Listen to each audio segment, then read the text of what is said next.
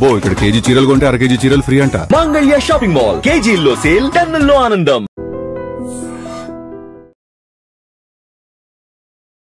నమస్తే, welcome to I dream social spotlight with కవిత.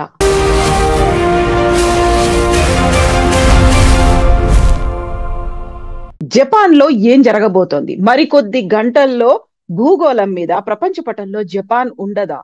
ఎందుకని బాబా వంగా జ్యోతిష్యం మీద అంత నమ్ముతున్నారు? జూలై 5th తర్వాత ఏం జరగబోతోంది? బోల్డ్ అని క్వశ్చన్స్ ఉన్నాయి, చాలా ప్రెడిక్షన్స్ వినిపిస్తున్నాయి, అనుమానాలు, అభిప్రాయాలు వ్యక్తం అవుతున్నాయి. యాక్చువల్ గా ఎందుకని జపాన్ మీద అంత ఫోకస్ పెట్టి చూస్తున్నారు? మనతో పాటుగా ఉన్నారు ఫిజిక్స్ ప్రొఫెసర్ మనోహర్ గౌడ్ గారు. హలో సార్, నమస్తే. Okay madam, thank you.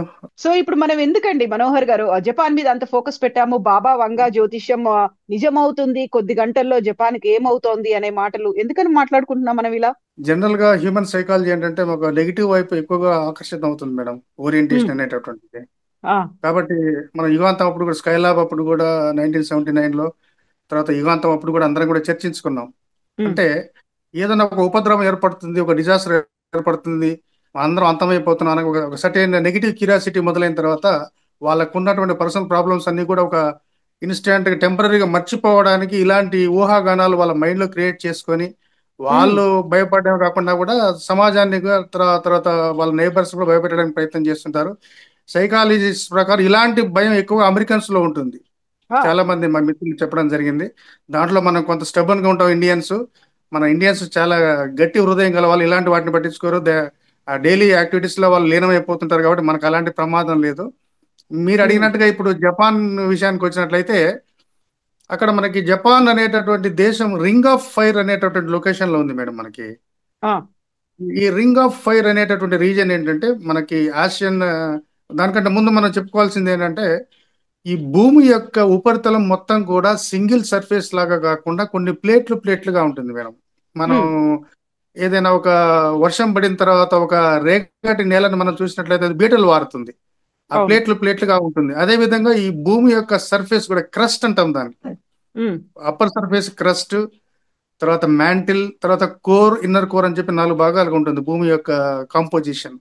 ఆ క్రస్ట్ అనేటటువంటిది అంటే సర్ఫేస్, మనం ఉన్నటువంటి లేయర్ ని క్రస్ట్ అంటాము. అది సముద్రం ఒక అడుగు భాగంలో ఒక విధంగా, భూ ఉపరితలంలో ఒక విధంగా దాని యొక్క మందం వేరియేషన్ ఉంటుంది. ఈ క్రస్ట్ అనేటటువంటిది ప్లేట్గా ఉంటుంది అనమాట. ప్లేట్గా అంటే ఏంటంటే డివైడ్ అయిపోయి ఉంటుంది. కాబట్టి కంటిన్యూస్ సర్ఫేస్ లాగా కాకుండా ప్లేట్లుగా ఉంటుంది. ఈ ప్లేట్లుగా ఉండేటటువంటి వాటిని మనం టెక్టానిక్ ప్లేట్స్ అంటాం టెక్నికల్ గా, ఇది మన ఎర్త్ క్వేక్ టెర్మినాలజీలో. అయితే మనందరికీ తెలుసు, the second layer of the earth is mantle అంటాం మనం దాన్ని. అది కొంత లిక్విడ్, తర్వాత పేస్ట్ లైక్ కాంపోజిషన్ లో ఉంటుంది మేడం. పేస్ట్ లైక్ కాంపోజిషన్ లో ఈ ప్లేట్స్ అన్ని కూడా నిత్యం స్లైడ్ అవుతూ ఉంటాయి అనమాట. అంటే ఒక ప్రదేశం నుంచి ఇంకో ప్రదేశానికి రెగ్యులర్ గా కదులుతూ ఉంటాయి. ఆ కదులుతూ ఉండేటటువంటి క్రమంలో ఈ స్లైడింగ్ అంటాం అనమాట. మనం బాగా థిక్ గా ఉన్నటువంటి ప్లేట్ ఆ మ్యాంటిల్ లో లోతుగా ఉంటుంది. లైట్ వెయిట్ ఉన్నటువంటి ప్లేట్ ఆ థిక్ గా ఉన్నట్టే డెన్స్ గా ఉన్నటువంటి ప్లేట్ మీదకి స్లైడ్ అయ్యేటటువంటి క్రమంలో ఒరుసుకుపోతాయి అనమాట. అక్కడ ఒక స్ట్రెయిన్ డెవలప్ అవుతుంది. ఫిజిక్స్ లో మనకు స్ట్రెయిన్ అంటామంట. ఆ స్ట్రెయిన్, ఇప్పుడు ఈ స్లైడింగ్ ఆఫ్ ప్లేట్ టెక్టానిక్స్, ఈ ప్లేట్స్ యొక్క స్లైడింగ్ కారణంగా ఒక స్ట్రెయిన్ డెవలప్ అయ్యి, ఆ స్ట్రెయిన్ రిలీజ్ అయ్యేటప్పుడు దాన్ని ఒక ఎర్త్ క్వేక్ రూపంలో మనం చూస్తాం అనమాట. అది భూమి ఉపరితలానికి ఎంత లోతులో, కొన్ని కిలోమీటర్ లోతులో ఫామ్ అవుతుంది ఆ డిస్టర్బెన్స్ అనేటటువంటిది. ఎగ్జాక్ట్ గా డిస్టర్బెన్స్ ఫామ్ అయినటువంటి ఏపీ సెంటర్ అంటాం అనమాట. This is the general phenomenon of formation of earth quake. అయితే ఈ జపాన్ ఉన్నటువంటి, ఈ దేశం ఉన్నటువంటి ప్రదేశాన్ని రింగ్ ఆఫ్ ఫైర్ అంటారు అనమాట. ఏషియన్ ప్లేటు, తర్వాత ఇండో ఆస్ట్రేలియన్ ప్లేటు. అంటే నిత్యం ఈ ప్లేట్స్ అనేటటువంటి ఎక్కువగా స్లైడింగ్, తర్వాత ఈ ఘర్షణకు కాబడేటటువంటి అవకాశం ఉన్నటువంటి ప్రాంతం రింగ్ ఆఫ్ ఫైర్ అంటారు దాన్ని. ఒక గుర్రపు నాడ ఆకారంలో ఉంటుంది. మనం మ్యాప్ లో, గూగుల్లో సెర్చ్ చేసినా కూడా మనకు దొరుకుతుంది. కాబట్టి మిగతా గ్లోబ్ లో కంపేర్ చేస్తే ఈ జపాన్ ఉన్నటువంటి ఆ ప్లేట్ ఎక్కువ ఈ ఎర్త్ క్వేక్స్ ప్రోన్ ఏరియా అంటుంటాయి. ఎర్త్ క్వేక్ ప్రోన్ ఏరియాగా మనం జపాన్ దేశాన్ని మనం ఊహించుకోవచ్చు అనమాట. మనందరికీ తెలుసు, ఇప్పుడు మనం చూస్తున్నాం, చాలా వీడియోస్ లో మనం చూస్తున్నాం. గత నెల రోజుల్లో, 2 నెలల్లో 900 ఎర్త్ క్వేక్స్ వచ్చాయి. రేపు మంగా బాబా, జపాన్ ఆస్ట్రాలజిస్ట్ కదా, తర్వాత ఫోర్కాస్ట్ చేసేటటువంటి ఒక లేడీ పేరు చెప్తున్నారు. కానీ బాబా మాంగా ఇక్కడ జపాన్ లో. Manga, okay. మాంగా బాబా అక్కడ బల్గేరియా సంబంధించాము వాంగా బాబా. ఇక్కడ ఈమె జపాన్ యాంటిసిపేటర్ అన్నమాట.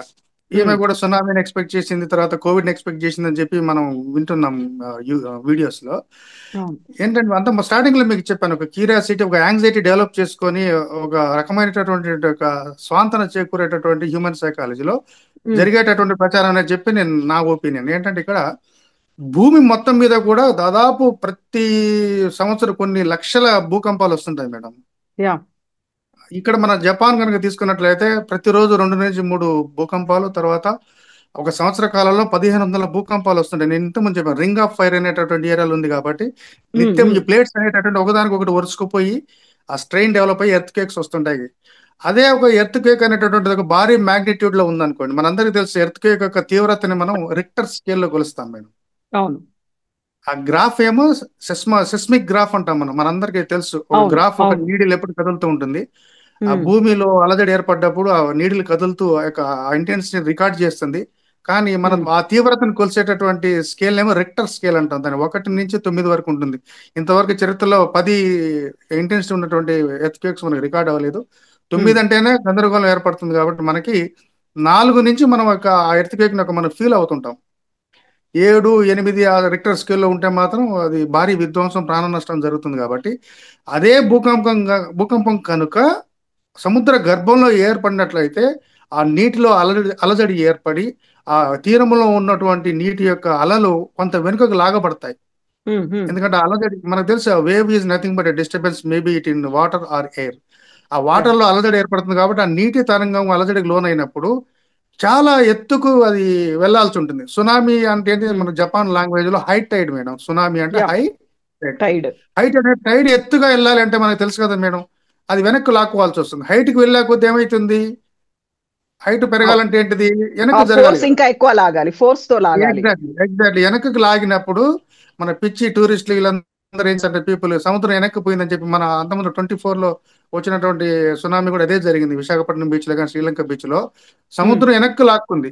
వెనక్కి ఎందుకు లాక్కుంటుందంటే అలా ఎత్తు పెరుగుతున్న కొద్దీ తీరంలో ఉన్నటువంటి అలా వెనక్కి లాక్కోవడం కారణంగా ఈ ప్రజలందరూ కూడా వాళ్ళకి అవివేకంతో తెలియక మూర్ఖంగా సముద్రంలోనికి వెళ్ళడం జరిగింది. అది ఒకేసారి మళ్ళీ దాదాపు 30, 40, 50 మీటర్ల హైట్ తోటి ఒకేసారి మీద పడేసరికి చాలా మంది మృత్యువాత పడ్డారు. కాబట్టి ఇక్కడ ఇప్పుడు జరుగుతున్నటువంటి ప్రచారం ఏంటంటే, ఎట్లాగా యాంటిసిపేట్ చేసింది కాబట్టి ఈ భూకంపాలు 900 దాకా వచ్చాయి. రేపు జూలై 5వ తేదీ 2025లో కూడా విధ్వంసం జరగబోతుంది, జపాన్ మొత్తం మునిగిపోతుందని చెప్పి ఒక ప్రచారమే తప్ప నాకున్నటువంటి ఒపీనియన్ ప్రకారం అయితే రేపు ఎలాంటి ఉపద్రవం జరగదు. అదేదో వీడియోలో చూపించినట్టుగా క్లౌడ్ ఫార్మేషన్ అనేటువంటిది ఒక న్యాచురల్ ఫినామినన్. జపాన్ వాతావరణంలో ఏర్పడేటటువంటి ఒక న్యాచురల్ ఫినామినన్ కారణంగా డిఫరెంట్ టైప్స్ ఆఫ్ క్లౌడ్స్ ఏర్పడతాయి అంతే తప్ప ఇంటర్నెట్ తర్వాత లింకింగ్ ఫెయిల్యూర్ అవుతుంది. ఫ్లైట్స్ రద్దు చేశారంటే ఎందుకు చేయరు మేడం? ఫ్లైట్స్ మన దగ్గర కూడా తెలుసు మేడం. సిగ్నల్స్ లేవు, సిగ్నల్స్ ఆగిపోయాయని చెప్తున్నారు, ఫ్లైట్లన్నిటిని రద్దు చేశారని చెప్తున్నారు. ఏమవుతోంది అనే దానికంటే కూడా ఒక భయం ఉందా, లేకుంటే ఒక అనుమానాలు ఎక్కువ ఉన్నాయంటారా దాన్ని? అనుమానం మేడం, లేనిపోయిన ఫాల్స్ యాంగ్జైటీ ఏంటంటే లేనిపోయిన ఆందోళన క్రియేట్ చేసుకోవడం. ఇప్పుడు క్లౌడ్గా ఏర్పడింది మేడం, క్లౌడ్స్ ఏర్పడే మనం చూసాము. క్లౌడ్స్ ఏర్పడినప్పుడు వాళ్ళకి ట్రాన్స్పరెన్సీ పైలట్స్ ఉండదు కదా మేడం. వాళ్ళకి ఇప్పుడు మబ్బులు పట్టినప్పుడు, మంచు పట్టినప్పుడు మనం సాధారణంగా వార్తల్లో వింటుంటాం కొన్ని ఫ్లైట్లు రద్దు చేశారు మంచు కారణంగా అని చెప్పి. అవును. అలాంటి ఒక ప్యాటర్న్ ఇక్కడ సముద్రం మీద, పాసిఫిక్ ఓషన్ మీద ఏర్పడింది. ఆ క్లౌడీ ప్యాటర్న్ ఏర్పడింది కాబట్టి ఫ్లైట్స్ క్యాన్సిల్ చేశారు. ఇంటర్నెట్ అనేటటువంటి మనందరికీ తెలుసు. ఇంటర్నెట్ అనేది యాక్చువల్లీ కేబుల్స్ ద్వారా వస్తుంది మేడం. మనకి చాలా మంది ఊహించినట్టుగా మన ఇంటర్నెట్ సర్వీసెస్ అనే శాటిలైట్స్ ద్వారా రావు. కేవలం కేబుల్స్ ద్వారా అక్కడ ఉన్నటువంటి వాతావరణ జరిగేటువంటి ఫ్లక్చుయేషన్స్ కారణంగా చిన్న 1-2 ఫ్లక్చుయేషన్స్ కూడా మనం భూతత్వంలో పెట్టి చూస్తాం. జెన్యూనిటీ మనకు తెలియదు. ఎవరు పడితే వాళ్ళు ఇన్ఫర్మేషన్ మనం స్ప్రెడ్ చేస్తున్నారు తప్ప when we look into the actual genuine information disseminated by the Japan officials is different. వాళ్ళు కొట్టిపారేస్తున్నారు. ఇవన్నీ కూడా కొట్టిపారేసి nothing is going to happen, it is a common phenomenon, natural phenomenon. Japan లో అయితే సర్వసాధారణే కాబట్టి జరుగుతుంది. కాబట్టి ఈ డేట్ ని యుగాంతం వచ్చినప్పుడు మనం అందరం అనుకున్నాం కదా మేడం, అందరం అయిపోతున్నాం అన్నట్టు అనుకున్నాం కదా. ఏమి జరగదు. నేను ఇదే విషయంలో చెప్పాను, నేను ఏమి జరగదు. అదొక రకమైన పీరియాడికల్ చేంజ్. మయాన్ క్యాలెండర్ లో ఒక ఎరా మారుతుంది అనేటటువంటి విషయాన్ని కూడా ఆ రోజు మనం డిస్కస్ చేసుకున్నాం. రేపు కూడా మాంగా బాబా గారు గెస్ట్ చేసి ఉండొచ్చు, కానీ నా నా opinion as a being physics professor and anticipator, తర్వాత ఆన్గోయింగ్ సంఘటనలు మనం గమనించినట్లయితే, out of anxiety and false curiosity these people are spreading this fabricated information news. ఎందుకంటే ఇక్కడ సైకాలజీ కూడా ప్లే చేస్తుంది మేడం. మనుషులు అనే వాళ్ళు ఏం చేస్తారో తమకున్నట్టు వ్యక్తిగత సమస్యలను అధిగమించుకోవడానికి, తాత్కాలికంగా మర్చిపోవడానికి కూడా, రేపు అందరం మనం చచ్చిపోతున్నాం, మేము భూమి అంతా బద్దలైపోతుంది, ఆస్ట్రాయిడ్ వచ్చి ఢీ కొంటుంది అని చెప్పి 1 or 2 days వాళ్ళు ఆ విధంగా కొంత out of insecurity and defence mechanism ఆ విధంగా స్ప్రెడ్ చేస్తుంటారు. కానీ 100% రేపు tomorrow nothing is going to happen. Japan is safe and tourist can pass as usually. మిగతా భూమండలానికి కానీ మనందరూ కూడా ఏం కాదు. రేపు సాయంత్రం వరకు అంతా సద్దు మరుగుతుంది, ఆ క్లౌడ్ కూడా డిస్పర్స్ అయిపోతుంది. ఎల్లుండి నుంచి ఎవరు కూడా ఈ జూలై 5వ తేదీ గురించి ఎవరు కూడా మాట్లాడడం జరగదని చెప్పి నా అభిప్రాయం మేడం. సో ఇప్పుడు జపాన్ తో పాటుగా నైబరింగ్ కంట్రీస్ ఏవైతున్నాయి వాటి మధ్యలో గ్యాప్ పెరుగుతుంది, సముద్రం చీలి ముందుకు వస్తోంది, దూరాలు పెరుగుతున్నాయి, ఇలాంటివన్నీ మిస్తున్నాయి. దీంతో పాటుగా అవన్నీ సముద్రం అంతా జపాన్ ని ముంచెత్తుతుంది, మింగేస్తుంది అనేది. మేడం నేను ఇంతకుముందు చెప్పాను మీకు, ప్లేట్స్ అనేటటువంటి అసలు మనకి చీలికలు కనిపిస్తున్నాయని చెప్పండి మేడం. నేను మీకు ఎక్స్ప్లెయిన్ చేశాను, మనం అందరం ప్లేట్స్ మీద ఉన్నామని చెప్తున్నాం.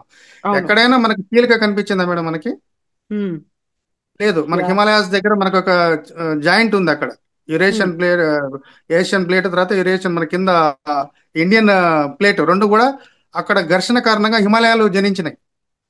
ఇక్కడ ఒక ఇంట్రెస్టింగ్ పాయింట్ అంటే, హిమాలయాలు పుట్టడానికి కారణం ఏంటంటే ఈ టైప్ మూవ్మెంట్ ఆఫ్ ప్లేట్సే మేడం. ఇండియన్ ప్లేట్ తర్వాత ఏషియన్ ప్లేట్ ఢీకొనడం కారణంగా, వరుసుకోవడం కారణంగా హిమాలయాలు పైకి ఉద్భవించిన ఇంకా కూడా పెరుగుతుంటాయి అన్నమాట. అలాంటి పరిస్థితుల్లో మనకి చీలికలు కనపడినప్పుడు, చీలికలు ఏర్పడ్డాయి, దేశాల మధ్య దూరం పెరిగిపోతున్నారంటే సముద్రం యొక్క లోతు మారిపోవాలి కదా మేడం. చీలిక ఏర్పడిందంటే నీరంతా కూడా ఆ చీలికలకు వెళ్ళాలి కదా. ట్రూ. లేదు, అలాంటిది సంభవించలేదు. ప్లేట్స్ మధ్య గ్యాప్ ఉన్నది అనేది వాస్తవం. గ్యాప్ అనేది మనం చూసేంత ఉండదు. జస్ట్ కొన్ని వందల సంవత్సరాలకు జస్ట్ ఒక matter of millimeter to centimeter కదులుతాయి మేడం. అవి అంత తక్కువ స్పీడ్తో కదులుతాయి కాబట్టి అవి చీలికలు ఏర్పడి అది ఏదో పరిగెత్తాం మన మోటార్ బైక్స్ లాగా. కాకపోతే వీళ్ళు ఆ విధంగా చెప్పాను కదా మేడం, మనం మ్యాగ్నిట్యూడ్ చేసి భూతత్వంలో పెట్టి చూస్తుంటారు కాబట్టి, ఆ విధంగా చెప్తేనే వినేవాళ్ళు కూడా వింటారు కాబట్టి అలాంటి ఫ్యాబ్రికేటెడ్ మెసేజ్ని వీళ్ళు క్రియేట్ చేస్తున్నారు. ఇంకొకటి ఏంటంటే, ఇదే రింగ్ ఆఫ్ ఫైర్ ఏరియాలో మనకు దాదాపు ఒక 450 దాకా నిద్రావస్థలో తర్వాత యాక్టివ్గా ఉన్నటువంటి అగ్నిపర్వతాలు ఉన్నాయి. ఒకవేళ సముద్ర గర్భంలో అగ్నిపర్వతం పేలినా కూడా ఆ పేలడం కారణంగా కూడా కొంత నీటిలో అలజడి ఏర్పడి సునామీలు ఏర్పడవచ్చు, భూకంపంతో పాటు సునామీ ఏర్పడవచ్చు. కాబట్టి ఇది highly prone to seismic activity. ఈ జపాన్ ఉన్నటువంటి ఏరియా మొత్తం కూడా highly prone to seismic activity, అంటే ఎర్త్క్వేక్ యాక్టివిటీకి ప్రోన్ అనమాట. నేను చెప్పాను కదా, రోజు 2 నుంచి 3 లేదా 4 భూకంపాలు వస్తుంటాయి. ప్రతి సంవత్సరం 1500 నుంచి 1800 దాకా భూకంపాలు వస్తుంటాయి. దాంట్లో రిక్టర్ స్కేల్లో 4 నుంచి 7 లేదా 8 ఉంటేనే డ్యామేజ్ అవుతుంది. అంత పెద్ద భూకంపం సముద్రంలో ఏర్పడ్డప్పుడు మాత్రమే మనం సునామీని గుర్తించగలుగుతాం. ఇంకోటి ఏంటంటే, మనందరికీ తెలిసి మరి ఇప్పుడు పిడుగులు మనం యాంటిసిపేట్ చేస్తున్నాం, వర్షాన్ని యాంటిసిపేట్ చేస్తున్నాం. State of the art technology ప్రకారం as on today we have got no such technology which we can anticipate the occurrence of earthquake. కాబట్టి మనం ఇంత టెక్నాలజీలో ఎర్త్క్వేక్ని యాంటిసిపేట్ చేసే పరిస్థితులు లేనప్పుడు how single woman can anticipate the formation of earthquake on certain date, pin పాయింట్గా certain date రోజే ఫామ్ అవుతుందని చెప్పి ఒకరు యాంటిసిపేట్ చేసేటటువంటి పరిస్థితి ఆల్మోస్ట్ 0 ప్రాబబిలిటీ ఉంది. కాబట్టి it is out of a psychological disturbance, turbulence created in the man kind. వాళ్ళ మైండ్లో ఏర్పడినటువంటి ఒక అలజడే కానీ సముద్రంలో ఏర్పడిన అలజడి మాత్రం కాదు మేడం ఇది. ఎస్ అండి మనోహర్ గారు, థ్యాంక్ యూ సో మచ్ అండి. ఒక మంచి క్లారిఫికేషన్ విత్ ఎగ్జాంపుల్స్ కావాల్సినటువంటి సైంటిఫిక్ టెర్మినాలజీతో ఇచ్చినందుకు థ్యాంక్ యూ సో మచ్ అండి. Welcome madam, thank you. నమస్తే. నిజంగా ప్రస్తుతం ఉన్నటువంటి సమాజం దేనికి ప్రయారిటీ ఇస్తుంది? ఆర్థిక సంబంధాల చుట్టూ మాత్రమే తిరుగుతుంది. మళ్ళీ ఎన్నికలంగానే చాలా విరక్తి కలుగుతాను. మంచి అనిపిస్తుంది కదా, లేడీస్ కూడా ఛాలెంజింగ్ జాబ్స్ చేసినప్పుడు చాలా బాగుంటది. ట్రాఫిక్ అసిస్టెంట్స్ గా నియమించిన ట్రాన్స్జెండర్స్ అందరితో సాల్యూట్ చేయించుకుంటున్నారు. ఫుడ్ డెలివరీ ఇవ్వటానికి వెళ్ళినటువంటి డెలివరీ బాయ్ అనిల్ పై కళ్ళ ముందు